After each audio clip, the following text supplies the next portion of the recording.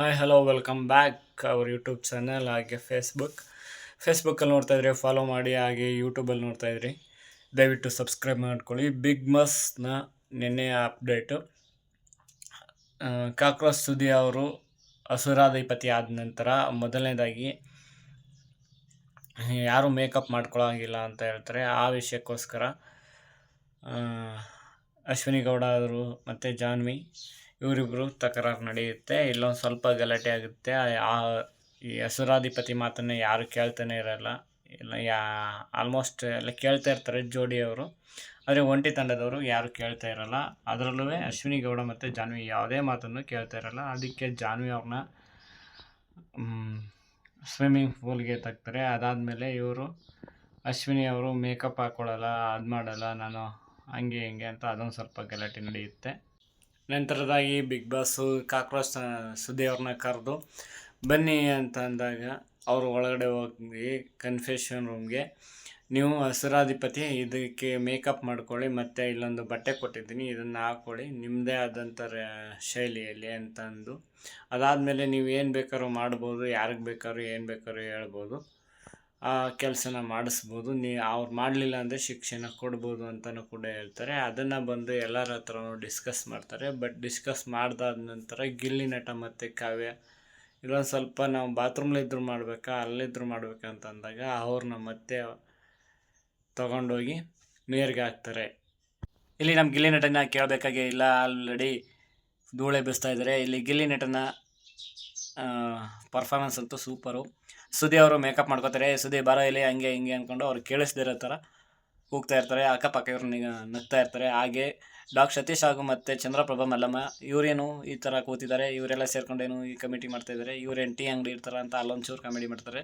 ಅದಾದ ನಂತರ ಎಲ್ಲ ಒಟ್ಟಾಗಿ ಸೇರಾದ ನಂತರ ಅಲ್ಲಿ ಕಾಕ್ರೋಚ್ನ ಒಂದು ಸ್ವಲ್ಪ ಕಾಲು ಎಳಿತಾ ಇರ್ತಾಳೆ ಅಶ್ವಿನಿ ಗೌಡ. ಅದಾದ ನಂತರ ಕಾಕ್ರೋಚ್ ಹೇಳ್ತಾನೆ, ಗಿಲ್ಲಿ ನಟ ಅವ್ರೇನು ಕೌಂಟ್ರ್ ಕೊಡ್ತಾರೆ ಆ ಕೌಂಟ್ರಿಗೆ ನೀ 4 ಕೌಂಟ್ರ್ ಕೊಡಬೇಕು, ಇದು ನನ್ನ ಆಜ್ಞೆ ಅಂತಂದಾಗ ಚೆನ್ನಾಗಿ ರೋಸ್ಟ್ ಮಾಡಾಕ್ತಾನೆ ಅಶ್ವಿನಿ ಗೌಡನ.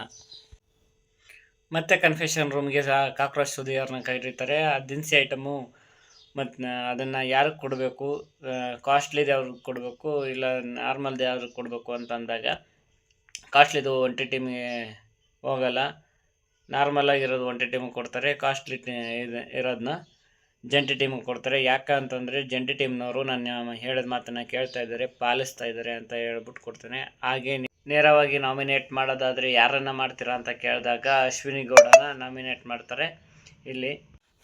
ಅಲ್ಲಿಂದ ಕಾಕ್ರೋಚ್ ಸುದಿ ಹೊರಗಡೆ ಬಂದ ತಕ್ಷಣ ಅಲ್ಲಿದ್ದಂತಹ ಜಂಟಿ ಟೀಮು ಹಾಗೆ ಒಂಟಿಗಳು ಬಹುಪರ ಕೇಳ್ತಾರೆ. ಆಗ ಅಶ್ವಿನಿ ಗೌಡ ಮತ್ತು ಜಾನ್ವಿ ಅವರು ಏನು ಹೇಳ್ತಾ ಇರಲ್ಲ, ಅಲ್ಲಿ ಒಂದು ಸ್ವಲ್ಪ ಟಾಂಗ್ ಕೊಡ್ತಾ ಇರ್ತಾರೆ. ಅದಕ್ಕೆ ಗಿಲ್ಲಿ ನಟ ಹಾಗೂ ಕಾವ್ಯ ಇವ್ರಿಗೆ ಟಾಂಗ್ ಕೊಡ್ತಾರೆ. ಇಲ್ಲಿ ಮೇನ್ ಪ್ರಾಡಕ್ಟ್ ಯಾವುದು, ಫ್ರೀ ಪ್ರಾಡಕ್ಟ್ ಯಾವುದು ಅಂತ ಅಲ್ಲಿ ಕಿಂಡಲ್ ಮಾಡಿ ಅವ್ರನ್ನ ರೋಸ್ಟ್ ಮಾಡ್ತಾರೆ. ಅನಾಥ ಮಕ್ಕಳಾದ್ರಲ್ಲ ನೀವು ಅಂದ್ಕೊಂಡು. ಇದೆಲ್ಲ ಆದ ನಂತರ ನಾಮಿನೇಷನಲ್ಲಿ ಗಿಲ್ಲಿ ನಟ, ಕಾವ್ಯ ಹಾಗೂ ಧ್ರುವ, ಮಲ್ಲಮ್ಮ, ಇನ್ನೊಂದು ಸ್ವಲ್ಪ ಜನ ಬಿಟ್ಟು ಆಲ್ಮೋಸ್ಟ್ ಎಲ್ಲ ನಾಮಿನೇಷನ್ ಆಗಿದ್ದಾರೆ ಇವರ.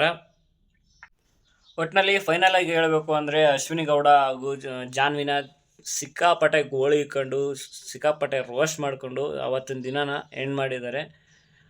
ಅದಕ್ಕೆ ಪ್ರತಿಫಲವಾಗಿ ನೇರವಾಗಿ ನ್ಯಾಮಿನೇಟ್ ಕೂಡ ಆಗಿದ್ದಾರೆ ಅಶ್ವಿನಿ ಗೌಡ. ನಾನು ಮಾಡಲ್ಲ, ನಾನು ಬಿಡಲ್ಲ, ಹಂಗೆ ಹಿಂಗೆ ಅಂತಂದದ್ದಕ್ಕೆ ನೇರವಾಗಿ ನ್ಯಾಮಿನೇಟ್ ಆಗಿದ್ದಾರೆ. ನಾನು ಈ ವಾರ ಉಳ್ಕೋತೀನಿ ಅಂತ ಕೂಡ ಚಾಲೆಂಜ್ ಕೂಡ ಮಾಡಿದ್ದಾರೆ ಕಾಕ್ರೋಚ್ ಸುದ್ದಿಗೆ.